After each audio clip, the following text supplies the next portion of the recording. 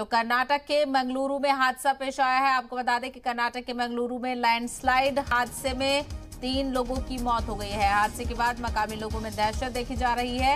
हासन जिले में शदीद बारिश से आम जिंदगी मुतासिर और कई जगहों पर सड़कों पर पेड़ भी गिरे हैं। तो लगातार आप देख सकते हैं कर्नाटक में शदीद बारिश की वजह से आम जिंदगी मुतासिर है। वहीं कर्नाटक के मंगलुरु में लैंडस्लाइड हुई है और इस हादसे में 3 लोगों की मौत हो गई है। हादसे के बाद मकामी लोगों में भी दहशत देखी जा रही है, क्योंकि लगातार बारिश की पेशेनगोई की जा रही है और महकमा मौसमियात की जानिब से कल से ही अलर्ट जारी किया गया था।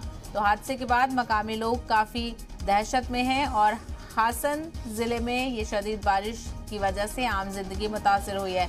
मजीद तफसील हासिल करेंगे। हमारे नुमाइंदे शाहिद काजी इस वक्त हमारे साथ जुड़ गए हैं। शाहिद, लगातार हम बारिश के हाल को लेकर आपसे बातचीत कर रहे हैं। आज क्या कुछ मौसम का हाल है और ये जो लैंडस्लाइड का हादसा हुआ है इसके बारे में तफसील?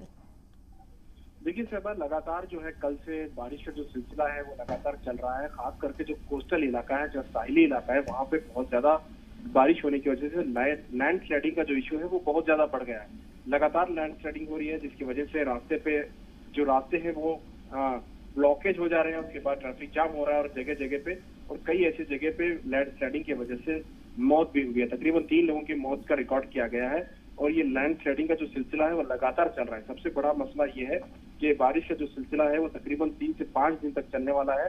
अगर लगातार बारिश होगी तो उसके बाद में लगातार बारिश होने की वजह से लैंड स्लाइडिंग और बढ़ सकता है। अगर इस तरह से लगातार अगर लैंड स्लाइडिंग होती रहेगी तो सबसे बड़ा मसला है कि लोगों को किस तरह से उससे राहत दिलाया जा सके। इस पर हुकूमत संगीन जो है कदम उठा रही है।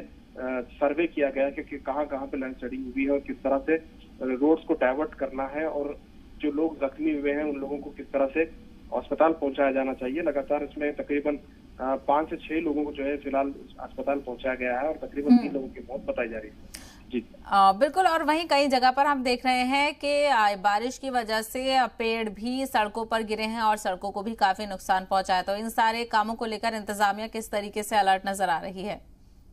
इंतजामिया ने तमाम स्कूल और कॉलेजों को छुट्टी दे दी है, क्योंकि साहिली इलाकों में जितने भी अजला आते हैं तमाम अजला में डिप्टी कमिश्नर की जानिब से ऐलान कर दिया गया है। स्कूलों को छुट्टी दिया गया है और साथ ही साथ जो रास्ते जहाँ पे पहाड़ी इलाके हैं वहाँ पे लैंड स्लाइडिंग के जो इम्कानात है ऐसे जगह पे रोड को ब्लॉक कर दिया गया है ताकि वहाँ से कोई गाड़ियां या सवारियां ना गुजरें, क्योंकि लैंड स्लाइडिंग का खर्चा वहाँ ज्यादा होता है।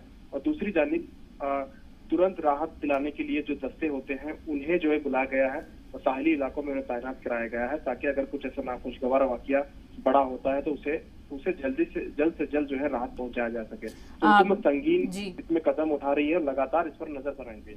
बिल्कुल। तो एक तरफ गर्मी से राहत, तो वहीं जो बारिश है वो लोगों की मुश्किलों में इजाफा करती हुई नजर आ रही है। शायद तफसील के लिए बेहद शुक्रिया।